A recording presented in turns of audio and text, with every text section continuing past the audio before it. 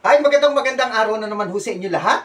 Ayan, ako ho ang pambansang bartender ho ng Pilipinas. Wala hong iba kundi si Mr. Lance. At ako rin ho, ang pambansang mixicologist ng Pilipinas. Wala hong iba kundi si Mr. Lance. Ayan, shout out to sa lahat ng aking followers ha. Ayan, nagla-live ho tayo every Tuesday, Thursday, Saturday, and Sunday. O 4 times a week, nagpapamigay ho tayo ng alak dyan. Wala ho kayong gagawin kundi ho lang mag-follow lang ho kayo sa akin, masama ho kayo sa atin yung pamimigay na alak. JMB po pinamimigay natin hanggang December 15.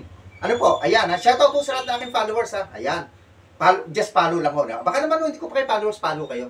At namasama kayo sa rapport at saka para mapapanood yung aking mga videos. Okay? Ayan. Magandang hapon ho sa inyo lahat. Again, ba ngayon may pag-uusapan ho tayo. Interesting na naman ho, no? Isang uri na naman ho ng beer. Pero, ang pag-uusapan ho natin ay flavored beer. Flavored beer. Ito, nasa harapan nyo. Ano ho ba yung flavored beer na ating pag-uusapan? Ano po yan? Ito pong tinatawag na San Miguel flavored beer. Ano ba yung flavored? Apple. Ayan, apple ho. Ayan, sino ba nakakainom? Mostly umiinom muna ito, mga kababaihan, di ba ho? Yeah. Pero sa mga lalaki, pwede rin naman ho ito. Pero ito, siyempre, pumapasok ko ito para sa mga kababaihan. Pero, sabi nga natin, kung sino naman gusto uminom, ay malayang malaya. Okay? Pag-usapan nga ho muna natin ang San Miguel Corporation bago tayo pumunta dito sa San Miguel flavored beer na apple. Alam niyo ba istorya ho ng San Miguel? Alam niyo ba ang San Miguel? Balikan ho natin yung 1890 kung saan ho sila unang-unang nag-open ng pabrika dito ho sa Manila. Alam niyo bang hindi naman ho talaga San Miguel Corporation ang totoo nilang pangalan? Alam niyo po kung ano pangalan? Ito, sasabihin ko sa inyo. Ang totoo pong pangalan ng San Miguel Corporation ay ito, La Fábrica de Cerveza de San Miguel. Yan ho talaga ang unang-unang pangalan ng San Miguel Corporation. Ha? Tandaan nyo natin, La Fábrica de Cerveza de San Miguel. Anong taon ho yan? Noong 1890, At yan ho, unang-unang nag-brood ho sila na noong 1890 kasi binigyan ho sila ng grant.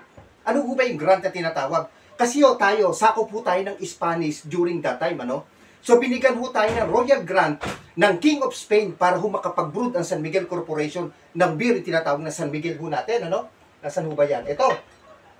Noon hong 1890. Yan po ang kwento niyan, Okay?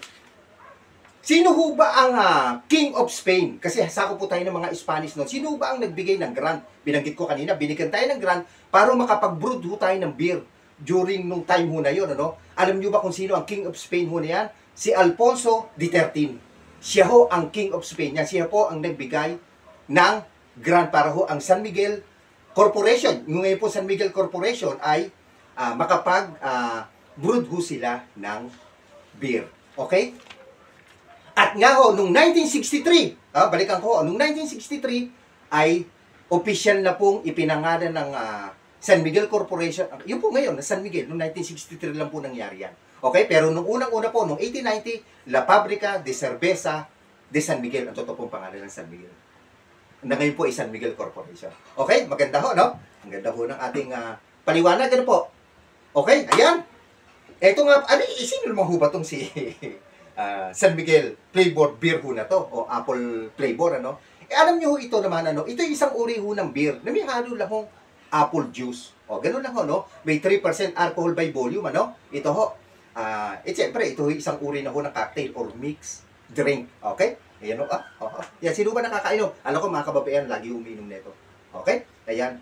Medyo, ang pagkakaalam ko, medyo mahal din natin. Nasa mga 50 pesos or less than 60 pesos. Aba, siyempre, hindi naman pwedeng hindi natin titikman. Tikman nga ho natin to. Ayan. Tikman.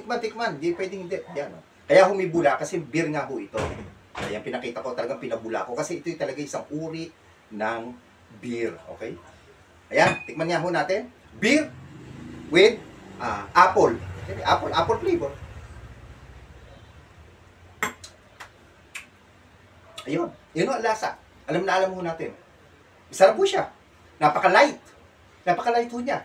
Ayun, pag sa dulo, Sa dulo ho niya, talagang malalasahan niyo yung kanyang beer at saka ho yung taste ng apple. Huwag ho kayong mag-alala. Sige, isang beses Ito naman, promise ko sa inyo. Magtitimpla naman ho tayo ng cocktail nito. Ito, naka-ready na ho ito. Magtitimpla naman ho tayo ng beer at apple juice pagsasamahin natin. Kung pareho ang lasa niya. Abangan ho niya yan, ha? Okay? Ayan. Isa pa nga ho. Okay. Alam mo sa mga kababaihan, ano ko ito, recommended ko ito. Light lang ho ang lasa niya. Hindi ho siya masama ang lasa, hindi ho siya matapang.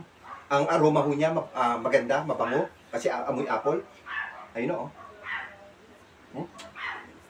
Okay. Yan. Okay, nalaman ho natin ang history ng San Miguel Corporation, ano? Napakaganda ho ng history. Ayan, ha. Tapos, naipaliwanag ko ho itong San Miguel flavored beer, apple flavor. Ayan, okay? Kaya kung meron mo kayong gustong alaman na beer na flavored pa ho, no? Aba, wag ho kayo tubiling, mag-comment, or magtanong ho sa akin. Alam ko marami ito hindi ko lang alam yan alamin pa ho natin yung iba. Okay, ngayon apple ang tiniro natin. Susunod ay iba naman na flavored ang titingnan ho natin. Sigurado meron pa ho yan. Okay? Aba, paki-follow nyo naman ho ko at paki-share yung aking ginagawa. Kung may katanungan, comment down below. Ulitin ko, ako ang pambansang bartender ho ng Pilipinas. Ako ang pambansang mixicologist ho din ng Pilipinas. Walang iba kundi si Mr. Lance. In God we trust. Thanks for watching guys. Bye-bye. Inuwi ko na muna ito. Sarap apple flavor. San Miguel apple flavor. Sarap.